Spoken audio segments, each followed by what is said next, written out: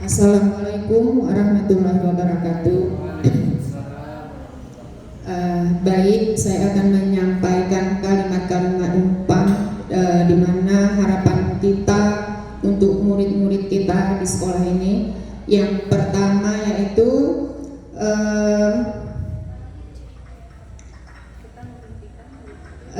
kita memimpikan murid-murid yang taat menunaikan ibadah sholat, taat dan patuh kepada orang tua dan guru, kemudian berakhlak mulia, santun, cerdas, dan sukses tentunya nantinya. Itu yang pertama. Kemudian yang kedua, kita percaya bahwa murid adalah anak-anak yang memiliki karakter dan keunikan masing-masing, memiliki keistimewaan dan bakat. Kemudian yang ketiga, di sekolah kita mengutamakan kepentingan bersama daripada lebih mementingkan kepentingan bersama daripada kepentingan pribadi. Kemudian mengutamakan pendidikan karakter, karena kalau anak kita sudah berkarakter, insya Allah dia dapat menempatkan dirinya pada tempat yang benar. Kemudian yang keempat, murid di sekolah kita sadar betul bahwa dirinya belajar dan dididik untuk menjadi insan yang kompeten, berakhlak mulia, cerdas, dan sukses. Kemudian yang kelima, kita warga sekolah yakin bahwa setiap anak memiliki bakat dan kemampuan masing-masing, satu sama lainnya saling berkolaborasi. Kemudian yang keenam, kita warga sekolah ini paham betul bahwa siswa mempunyai kelebihan masing-masing dan mempunyai bakat yang berbeda-beda tentunya, di mana nantinya dia dapat mengembangkan bakat dan kemampuannya itu, sehingga dia dapat mencapai apa yang dicita-citakannya kelak. Demikian saja yang dapat saya sampaikan. Saya akhiri. Assalamualaikum warahmatullahi wabarakatuh. Waalaikumsalam. Ya, luar biasa ya pemaparan Ibu Margiana Salsa. Nah, ini menarik ketika disinggung masalah hal apa yang harus kita utamakan di sekolah ini. Nah, ketika Ibu menjawab kita harus mementingkan kepentingan bersama, itu sudah luar biasa. Artinya kita tidak ada rasa ego yang besar di diri kita, ya. Artinya kita yang menjadi kepentingan bersama di sekolah ini itu yang diprioritaskan. Nah, ini luar biasa nih pemikiran seperti ini. Nah, kemudian hal yang menarik berikutnya adalah paham betul bahwasanya siswa itu memiliki karakter yang berbeda, kemudian kebutuhan yang berbeda. Nah, jadi kita harus dengan itu harus guru memfasilitasi. Artinya kalau di kurikulum merdeka, kalau kita sudah melakukan pembelajaran berdiferensiasi, baik proses, konten, dan produk, itu artinya kita sudah berusaha untuk memenuhi kebutuhan peserta didik. Nah, jadi agar mereka ya nantinya tidak memiliki trauma tersendiri seperti yang dialami oleh Ibu Margiana Salsa, ya. Nah, sampai sekarang membekas. Kenapa saya bilang? Karena waktu menuturkan Ibu merasa sedih, ya. Nah, jadi itulah yang dirasakan anak-anak kita jika kita tidak memenuhi kebutuhan mereka.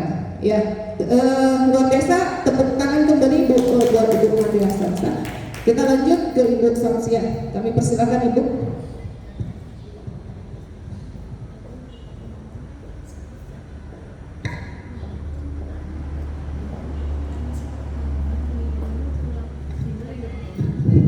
Assalamualaikum warahmatullahi wabarakatuh. Di sini akan saya paparkan apa yang kami diskusikan tadi, yaitu mengenai kita memimpikan murid-murid yang di sini saya akan memaparkan pendapat saya, menjadikan murid-murid kita menjadi generasi yang berakhlak mulia dan bertakwa kepada Tuhan Yang Maha Esa. Dengan berakhlak mulia dan bertakwa kepada Tuhan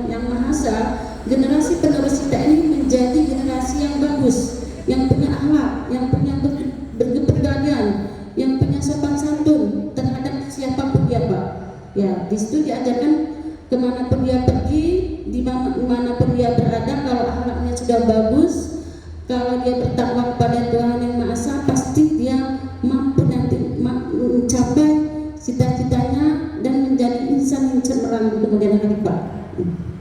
Yang kedua, kita percaya bahwa murid adalah generasi harapan bangsa dan berkebenekaan global serta mempunyai minat siswa yang beraneka ragam. Ya, dengan kebenekaan yang global, di sana bermacam-macam dari suku siswa itu ada yang suku Aceh, suku Jawa, suku Minang. Dengan itu dia bisa berkolaborasi, Pak, bertukar pikiran bahwa di setiap suku itu punya kelebihan dan punya keanekaragaman makanan, kemudian bahasa, adat dan istiadat, Pak. Kemudian yang ketiga, di sekolah kita ini mengutamakan, murid di sekolah kita mengutamakan di sini mempunyai bentuk siswa tumbuh kembang sesuai dengan bakat dan minat dan mempunyai sifat 5S: sopan, santun, sapa, dan salam. Ya, di sini kita tuntut, Pak, murid ini setiap guru yang datang ke sekolah itu dia mempunyai mengucapkan salam, Pak. Setelah mengucapkan salam, kemudian senyum. Setelah senyum, sapa. Dan sapanya kita, Pak, kan? Kemudian setelah itu sopan.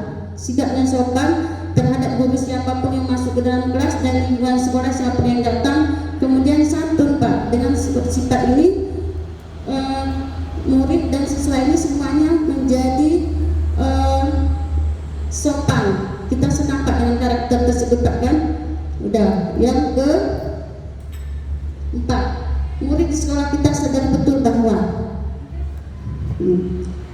murid di sekolah kita sadar betul bahwa menunjukkan pembelajaran berpesan pada siswa untuk mencapai tujuan sesuai dengan harapan yang diminati atau diinginkan siswa, Pak. Jadi dengan bakat dan minat siswa yang beraneka ragam, Pak, jadi kita harus mempilah-pilahkan, Pak, seperti yang disampaikan ibu-ibu yang telah maju tadi. Kalau dia hobi olahraga, kita sediakan itu fasilitas olahraga. Kalau dia hobi seni musik, Pak, kita sediakan alat peralatan musik sehingga bakatnya tersalurkan, Pak. Udah. Kemudian yang ke-5, kita warga di sekolah ini yakin di sekolah ini, Pak, itu sangat penting bahwa siswa mengenai dan mempunyai minat dan karakter yang bagus dan di sana mempunyai cita-cita sesuai dengan yang dia inginkan, Pak.